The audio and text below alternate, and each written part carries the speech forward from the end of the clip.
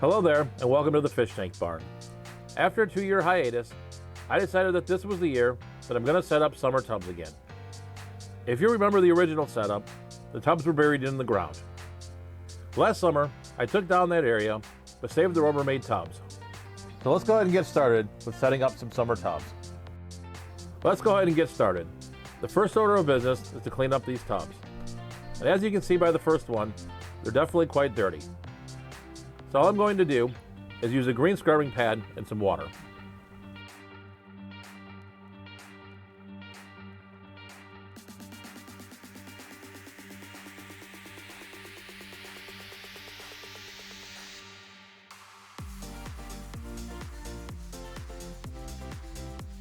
After about 5 minutes or so, the first tub was all clean. The second tub was a little bit nastier, with a bunch of pine needles that got stuck into the dirt. But the cleaning process is exactly the same.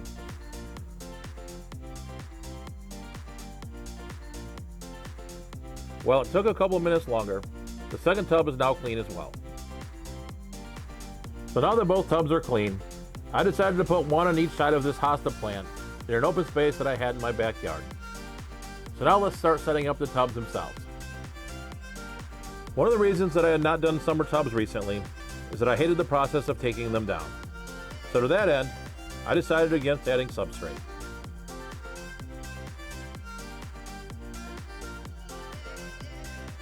To buffer the water and to provide cover for fry, I decided to add piles of reef rock in a corner of the tub. So now that we've added the rock, it's time to start filling the tub up with water.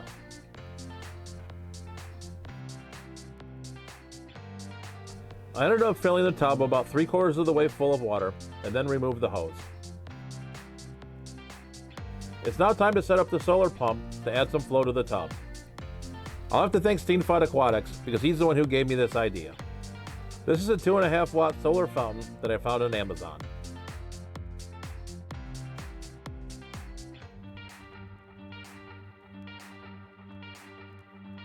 This is really easy to modify by just pulling the pump out of the housing. It started to work almost immediately after I put it in direct sunlight. It came with a bunch of fountain parts that I just ended up discarding. I went ahead and took the fountain pump to the tub, and it started working immediately. It did travel around the tub a bit, so we'll have to see how it does. I may have to secure it to one of the rocks with some yarn or some fishing line. To finish off the tub, I added some hornwort, which it chose since it was an extremely fast-growing plant and also provides great cover for fry and cover for the fish. To cycle the tub, I squeezed out a sponge filter for one of my tanks to seed the tub with bacteria. I went ahead and set up the other Rubbermaid tub in the exact same way. I also added a third tub, which is one of the black storage containers from Home Depot. To keep it from bowing, it's supported by the other tub on one side and cinder blocks on the other. I originally didn't plan on putting in a third tub, so I'll have to go and order another fountain pump from Amazon. So for now, all we have to do is wait for the temperatures to rise and decide what fish we're going to put in.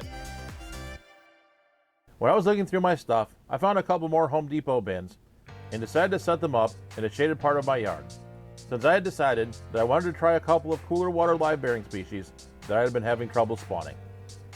Since these tubs were in a shaded area, I decided to use a different method for airflow, an aquarium co-op air pump. I started out with this waterproof box that I found on Amazon. This box has holes on the bottom and sides that can be closed off with a rubber gasket.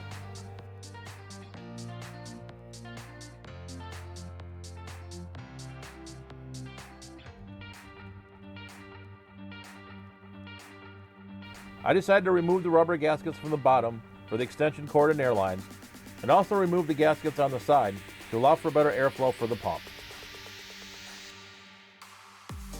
Then I added the pump inside the box, attached the air lines, and then routed all the cords and tubing through the bottom of the box. I then closed the box to seal it.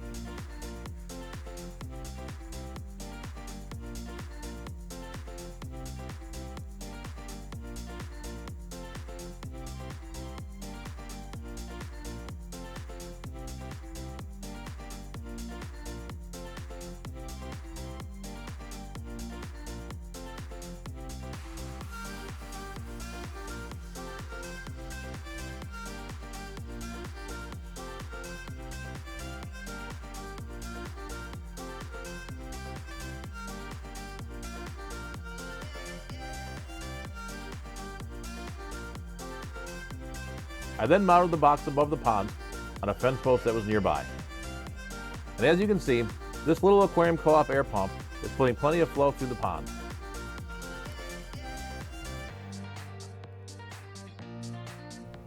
Now with all the tubs set up and up to temperature, let's start adding some fish. I did make one small modification to the solar fountain. I ended up putting the pump back into the hole and turning it back into a fountain. I just liked the aeration better when it was set up this way. When choosing the fish that I was going to add, I wanted to focus on some of the fish that had been struggling to breed and see if putting them in a larger container might help with breeding and fry predation. The first fish that I decided to add was this trio of Xiphophorus malinch, which I added to the smaller of the two shaded tubs.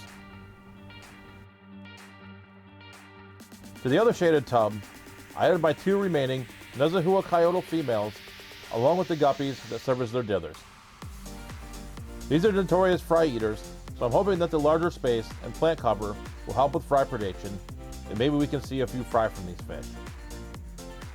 It was heading towards dark, so I added the younger fish out of my colony of Xenotoca eiseni to this middle pond that is in more direct sunlight. I had similar success with Xenotoca lion's eye in a very similar pond setup, so I'm hoping for the same success here. I unfortunately ran out of light, so I'll have to do the other fish tomorrow. I decided to start moving fish a little bit earlier today. I decided to put my Alfaro cultratus, or knife live bears, out in the tub. I've occasionally seen fry from these fish, but I've never been able to build a big colony. Hopefully with some more space in the tubs, we can see some more fry. The last fish I decided to put in tubs were these Vienna guppies. I've had these fish for quite a long time, but like the Alfaro cultratus, I haven't seen too many fry. Hopefully I can get these fish to breed in their larger confines and really start to get a nice colony going. I hope that you enjoyed setting up these summer tubs with me. Typical summer tubbing season around here lasts from Memorial Day to Labor Day, so hopefully by the end of the summer, we'll start to see some fry. In the past, I've really enjoyed shooting the underwater footage of the tubs, so I'll probably do a couple of updates before we take the tubs down at the end of the summer. So with that, stay safe, stay fishy, and I'll catch you on the next video.